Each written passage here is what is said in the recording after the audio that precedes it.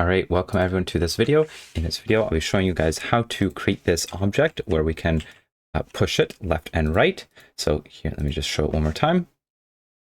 Here you can see I'm pushing it to the right, but if I go over here, I can push it to the left. All right, so generally speaking, you may have thought of doing a rigid body by default, and that could work and it could be correct.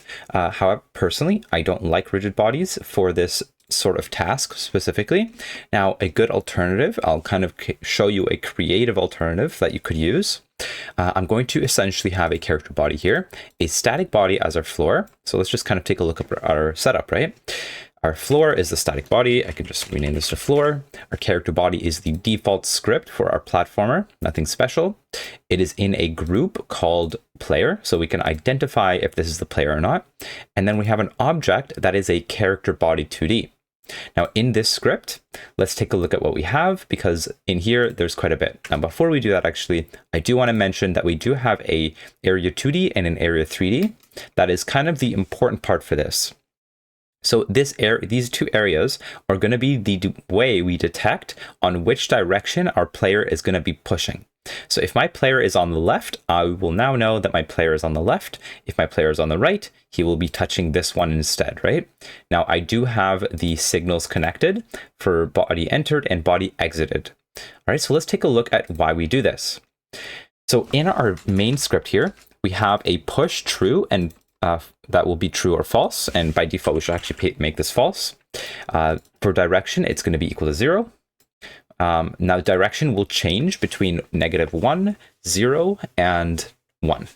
All right. So if push is true, what we can do here is just take the velocity.x, make it equal to direction times delta times 500, which can be a sort of speed if you'd like.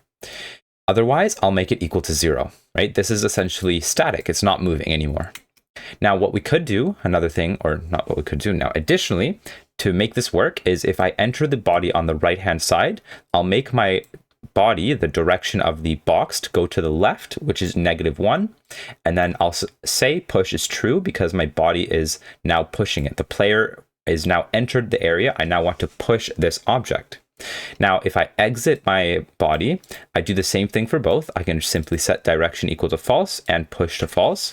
Now, the direction equal to 0 doesn't really matter. Like, I could literally just get rid of this.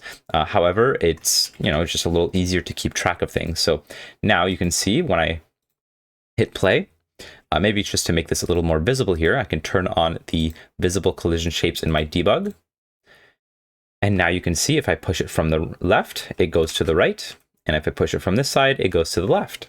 Now, of course, you can adjust the speeds accordingly.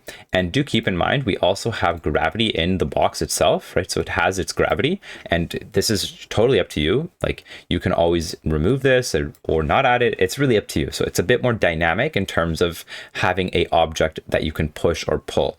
Okay, so hopefully this helped.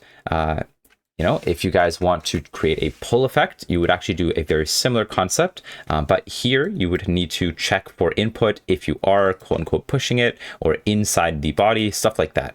Okay, so I'll kind of let you think about that maybe. All right, good luck with the next challenge, everybody. I will see you all next week.